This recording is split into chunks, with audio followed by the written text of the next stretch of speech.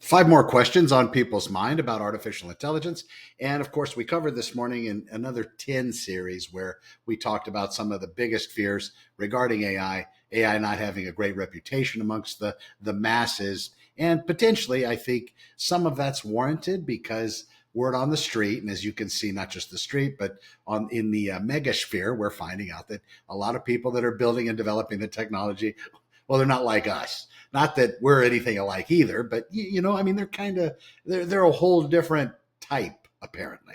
So those people building it, I'm going to answer some questions. The questions that I put together yesterday, and then this morning I did post 10. So here's number 11 in addition to the 10. Is it cheating to use AI for my job, my homework, my emails, and my creative work? Personally, I would look at AI as maybe an associate, maybe a partner. I don't want to get too deep in the woods with this whole thing because labels have to do with everything.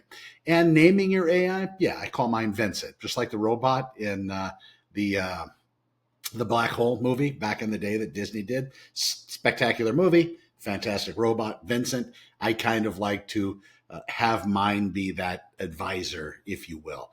And I also like mine to point out when I'm screwing up.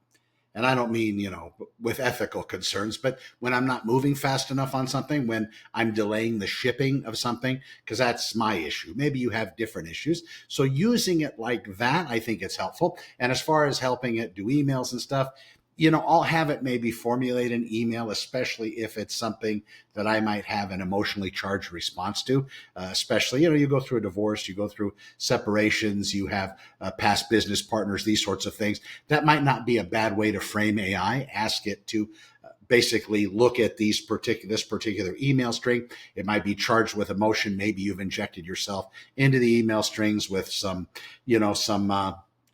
not so kind verbiage. Maybe it can extract everything out of it, get both sides of it, and then make a nice, easy response. If of course that's what you want. Maybe you still want to stir the pot and create issues and angst. Then by all means, it can probably do that as well. As far as homework, for the job, I think you need to find out from the powers that be, unless it's your company. And then if it's your company, I would be worried because if you're using an outsourced large language model, something like a ChatGPT or a Gemini or a Claude, you understand that that's public facing. So whatever you put into it, it can be scrubbed and scraped and found at a later date, maybe used for training materials and these sorts of things. My suggestion, if you're going to start really playing around with your secret sauce, how you operate your business and whatever parts of your life you really want to dug in with that, then I would probably suggest, like I have, get your own locally hosted large language model. And even with that, be a little weary as to what you're going to give it, depending on what encryptions and fail safes you've had put in. And you can Google all that or Gemini all that or Claude all that just to kind of see where you might need to be with whatever system you're going to build in your residence or office or wherever, if you want to have it protective like that. But if you work for somebody else, yeah, I would definitely make sure that it's okay to use it in your line of work because ultimately it's their business and maybe they don't want certain things being seen. Understanding, of course, that whatever you do go put into it, it can be pulled out by someone else on the other end. So watch out for that. Creative work, yeah, absolutely. I don't think there's an issue depending on what you're trying to protect or not protect, depending on if you want other people to see what you're doing.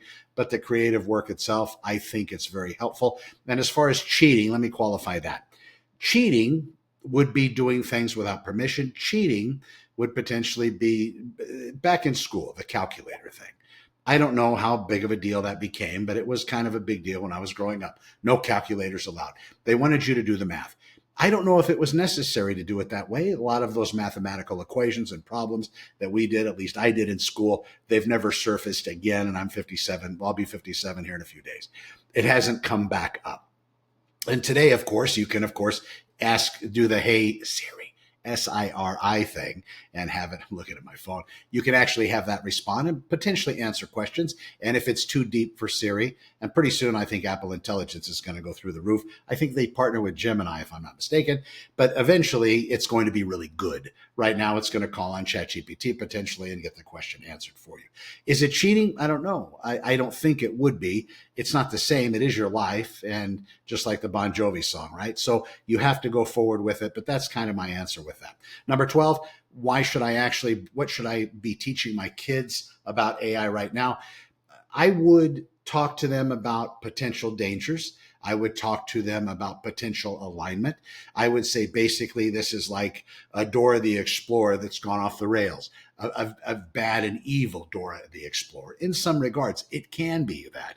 It can respond that's way above your kid's IQ level, just like it's very capable of exceeding mine almost every prompt. You have to be careful with that. And I think the kid should look at it kind of a little, look at it from a standpoint of needing to be careful. You don't run into a hot burning fire unless you're trying to save a life. And even that's probably should be reserved for the professionals. But if you're built that way and you just run into danger trying to save other people, that itself should be applauded. But there's really no point for a child to run into AI without being protected and taken care of. At least the first many times, my suggestion would be you team up with the child to talk to them with AI together.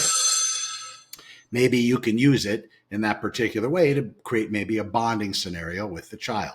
Maybe that will help develop your relationship as well. That would be something where I would start. And then from there, just work with it a little bit with the child and see what you can come up with. Have it test you, have it test your limits of knowledge, and have it teach you things. I think that's incredibly valuable. Google has Notebook LM, and if you haven't played with that system, it's lovely. You can take any YouTube video or any piece of content, plug it into Notebook LM, and it's free up to a certain point, and you can have it basically produce for you learning documents, videos, audio stories, everything about it. So as far as learning from that standpoint, it is invaluable. And again, you can take that data and put it in there. Now, if it's your company's data, books and PDFs and these sorts of things that are proprietary in nature, maybe the secret sauce to the company, you put it in there, it could be fished out on the other end of it. So again, get your proper permissions, be wary, because just like me, I don't know about you, whenever I screw something up on Front Page LA Times just like that, other people, they're like Teflon. They go through their whole lives not caring, not being concerned, and they do everything that's wrong and they never get called on the carpet. Good for them. That's not me. So if I was going to do it, I would definitely want to make sure that I ran the interference first and got some kind of permission, and not verbal. I need it in writing, because if you screw the company and sink the ship, nobody's going to come to your rescue and say, oh yeah, I gave Connor permission to do all that. So you have to watch out. All right. So that's what the kids think. If AI can write better than me, why should I keep writing? I got to tell you. So I like to write letters. Love letters to my beloved. So I'll write these letters. If I let it go too long, I notice that my penmanship starts to suffer. I want to keep that fresh, at least in my mind. I believe it helps developing myself to actually write the letter. Not so much copy, but actually come up with the thought process of what I'm trying to express on paper. I still think that's valuable. I don't know how many other people are going to look at it like that. And just like the question poses, if AI writes better than me, why should I keep writing? That's going to be up to you. But I think it's very valuable to keep that nimbleness of mind, because we don't want to get locked into what this future utopia could be, where we're like those people on that massive ship back from WALL-E in the Disney movie, where just over generations, they got so big and so fat, they couldn't do anything because they're not moving at all. There was no challenge. It's that type of world sounds lovely, but ultimately human beings need to be challenged. And I think you should do that. So I believe there is a place for you to continue the actual manual task of formulating thoughts, putting them on paper, journaling, writing. I still think that's incredibly powerful and something that you should do. And now that I'm mentioning it, I've kind of slipped away, so I should get back into it. Number 14, how do I know if I'm using AI too much?